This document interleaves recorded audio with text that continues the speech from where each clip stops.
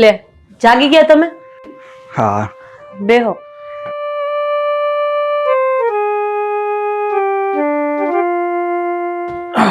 તમે બેહો, હું ચા બનાવી આવું તમારી હાથે. ના, થોડી વાર પછી પીશું. પણ આ દેવાંગ ક્યાંય દેખાતો નથી. ક્યાં છે? અરે ઈ રૂમમાં તૈયાર થાય છે. આજે કોલેજે વહેલું જવાનું છે ને એટલે. કેમ આજે કોલેજ વહેલું જવાનું છે? કોલેજમાં કોઈ ખાસ પ્રોગ્રામ છે? અરે પ્રોગ્રામ તો નથી, પણ આ કંઈક ઇલેક્શન કાર્ડનું સર્વે છે એવું કહેતો હતો ઈ. રાધા, આ જ્યારથી મારું અકસ્માત થયું ને ત્યારથી હું અપાહિજ થઈ ગયો. મારો કામ ધંધો નોકરી બધું છૂટી ગયું ને મારે ઘરે બેસવાનો વારો આવ્યો. આ આપણા દીકરાનું નસીબ તો જો. આ મારા કારણે બિચારાનું ભણતર પૂરું ન થયું. એને ડિગ્રી કરવી હતી એ ન થઈ ને આ ઘરની બધી જવાબદારી એની ઉપર આવી ગઈ. Good morning mummy. Good morning પપ્પા. ગુડ મોર્નિંગ બેટા. બેટા, આ તારા મમ્મી કહે છે કે આજે તારે કોલેજ વહેલા જવાનું છે? હા પપ્પા, એમાં શું છે કે ઇલેક્શનના સર્વેનું કામ ચાલે છે, એટલે શહેરમાં ઘરે ઘરે જઈને મારે સર્વે કરવાનું છે. સારું સારું બેટા, જા હો. પણ બેટા, સાંજે તું ઘરે આવ ને તો મારી દવા નહીં ભૂલતો. સારું પપ્પા, નહીં ભૂલું. બસ તો ચાલો, હું હવે ઓફિસે જાઉં. હા બેટા, સંભાળીને જજો. Okay mummy. જય શ્રી કૃષ્ણ. જય શ્રી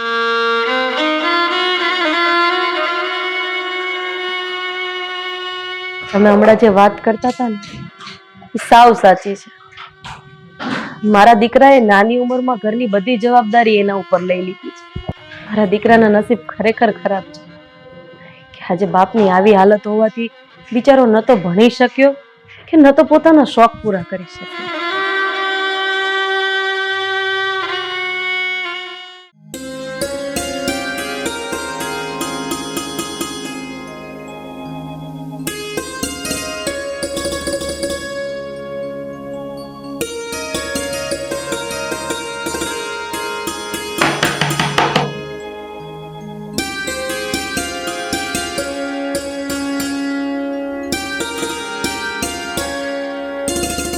જી, કોનું કામ છે? હું એક સરકારી ઓફિસર છું અને આ ઇલેક્શન કાર્ડની પ્રોસેસ ચાલે છે ને તો એના સર્વે માટે આવ્યો છું. ઓકે, આવો. તમે બેસો, હું મારા માસીને બોલાવી લઉં. ઠીક છે.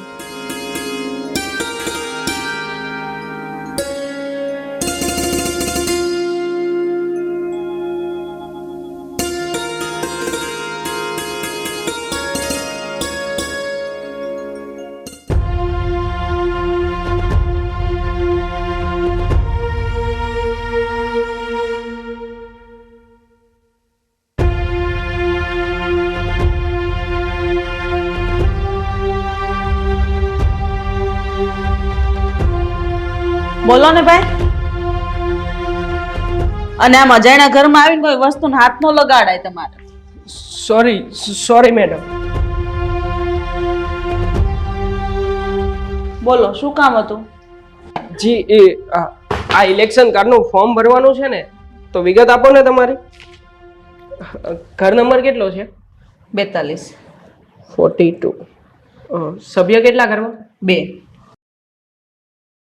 2. હર્ષાલાલજી નારીગ્રામ. હર્ષાબેન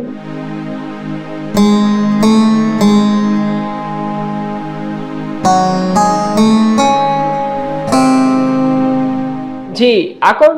તમારી દીકરી છે તો એમની પણ વિગત લખાવી દો ને. નહીં, એ મારી દીકરી નથી, એ મારી હારે રહેશે. ઓકે મેડમ, એવું છે. હું એક વાત પૂછું મેડમ? હા, પૂછો. આ ફોટામાં જે આ વ્યક્તિ છે એ કોણ છે?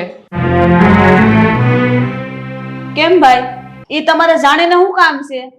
ના ના, આ તો સર્વે માટે આવ્યો ને તમે એમનું નામ નથી લખાવ્યું એટલે મેં ખાલી વિગત માટે જ પૂછ્યું. એ મારા ભાઈ છે. શું? આ વ્યક્તિ તમારા ભાઈ છે? મેં તો આ પહેલા તમને ક્યાંય જોયા નથી. પેલા ક્યારે નથી જોયા એટલે તમે કેવા શું માંગો છો? મતલબ એ જ કે જે વ્યક્તિ આ ફોટામાં ઊભા છે ને એ વ્યક્તિ બીજું કોઈ નહીં પણ મારા પપ્પા જ છે.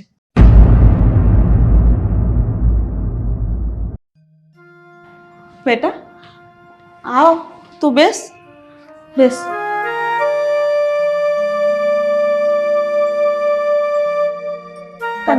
ભાઈ મારા પપ્પાએ મને આ વાત કેમ ન કરી કે એમને એક બેન પણ છે ને અહીંયા એમનો ફોટો લાગેલો છે.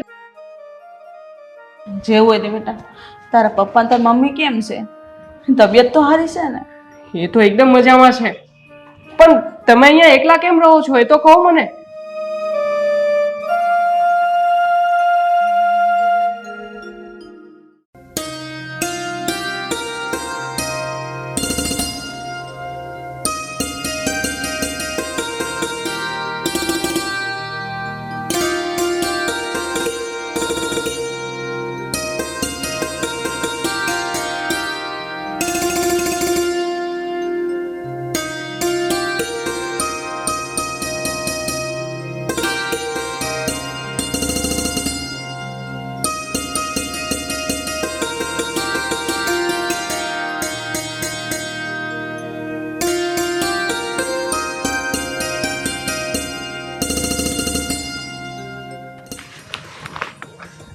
આવી ગયો બેટા? હા પપ્પા, મારે તમારા બંનેની સાથે એક વાત કરવી છે. શું વાત કરવી છે બેટા? બોલ ને. એ જ કે હું તમને અને આ ઘરને બંનેને છોડીને જવા માંગુ છું.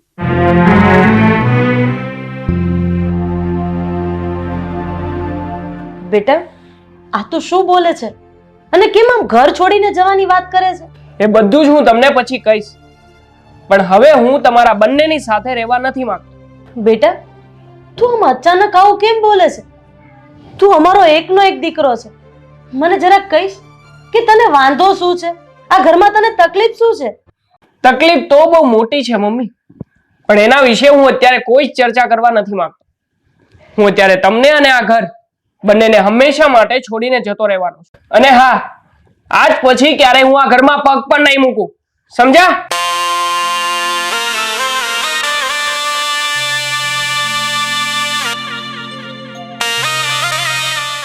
રાધા, આ એકા દેવાંગને શું થઈ ગયું? એ કેમ આવી વાત કરે છે? એ જ ખબર નથી પડતી કે આ છોકરાના મનમાં શું ચાલી રહ્યું છે.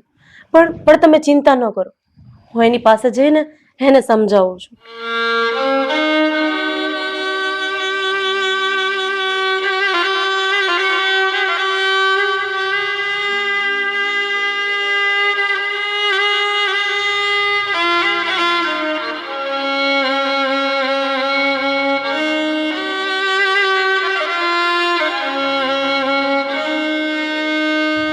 બેટા આમ અચાનક તને શું થઈ ગયું છે? કેમ તું આવી વાતો કરે છે? આજે મારી આંખો ઉઘડી ગઈ છે મમ્મી. તમે બંને જણા શું છો ને એની મને ખબર પડી ગઈ છે. અરે પણ બેટા તું આ શું બોલે છે? તારો કહેવાનો મતલબ એમ છે કે હું અને તારા પપ્પા ખરાબ માણસ છીએ? ના ના મમ્મી, તમે બંનેમાંથી કોઈ ખરાબ માણસો નથી, કારણ કે તમે તો મારા મમ્મી પપ્પા છો, એટલે એવું હું તમને કહી પણ નહીં શકું. પણ હા, હું તમને એટલું તો જરૂર કહીશ કે તમે બંને સારા માણસો નથી જ. અરે બેટા પણ તું આમ અચાનક કેમ આવી વાત કરે છે? તને થયું છે શું? તું મને કંઈક વાત કર તો ખબર પડે ને. મમ્મી, મેં તમને કહ્યું ને કે મારે આ વિશે કોઈ ચર્ચા નથી કરવી. તમે અહીંથી જાઓ ને પ્લીઝ. અરે બેટા તારે ના કેવું હોય તો ના કે, પણ તું આટલો બધો ગુસ્સો તો ન કર. તને ખબર છે તારા પપ્પા અપાઈશ છે અને અમારા આખા ઘરનો આધાર તારી ઉપર છે. તું થોડોક તો વિચાર કર. તું અમને આમ એકલા મૂકીને જતો રહીશ તો અમારું શું થશે? તમારા બંનેનું જે થવું હોય ને થાય, મને એની કોઈ જ પરવા નથી. અને હા, આજ પછી હું તમારી ચિંતા પણ કરવાનો નથી. તમારે જો હવે જવું હોય તો જઈ શકો છો. જાઓ અહીંથી.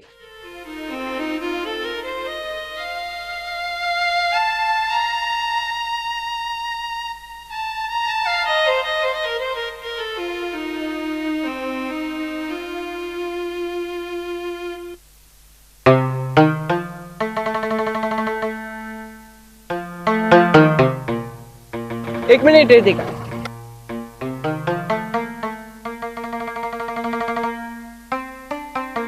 દેવાંગ, તું અહીંયા? હા રીતિકા, હું પણ મજામાં.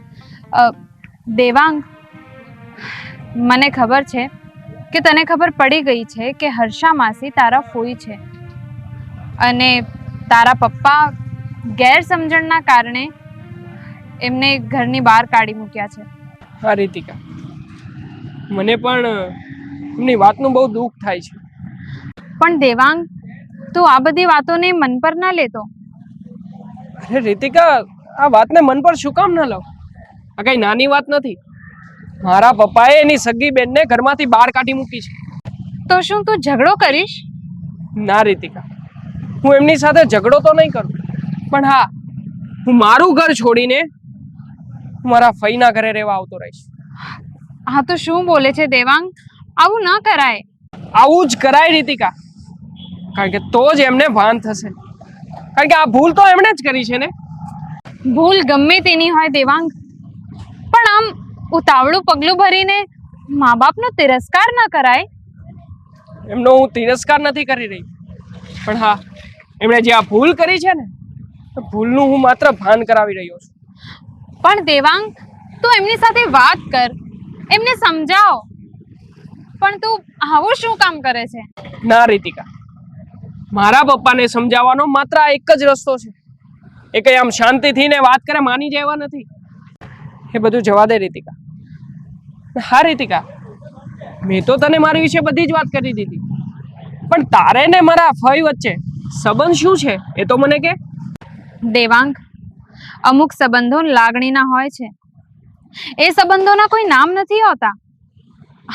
અને એમ પણ સમય આવતા જ તને ખબર પડી જશે કે અમારો સંબંધ શું છે.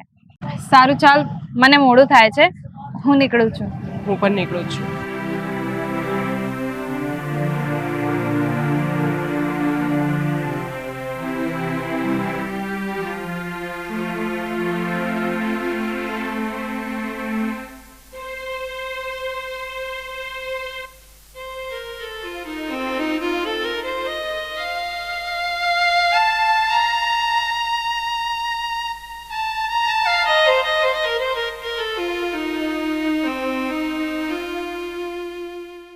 મમ્મી, પપ્પા, હું આ ઘર છોડીને જઈ રહ્યો છું, હંમેશા માટે.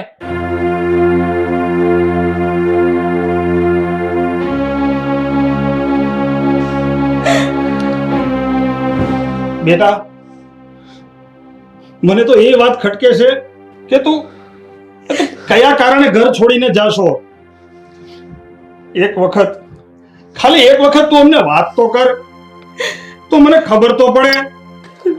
બેટા, તું અમને કયા બહુનો ભેર વાળે છે, કયા જન્મનો બદલો લે છે? બેટા, તું અમને આમનો ધર્મ મૂકીને ન જા.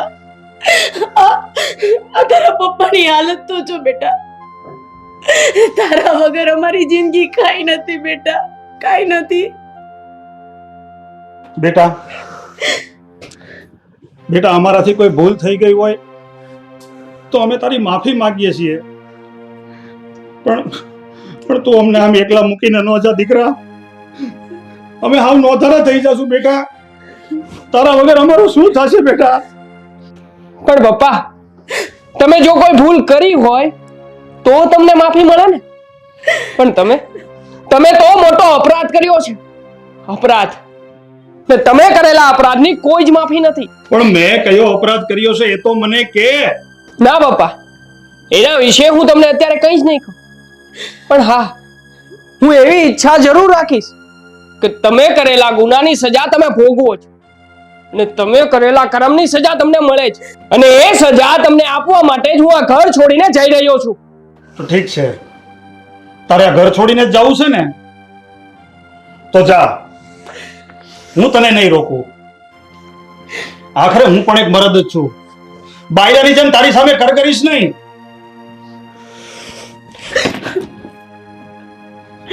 જાઉં છું હવે. બેટા, બેટા, બેટા, મારી વાત તો સાંભળ.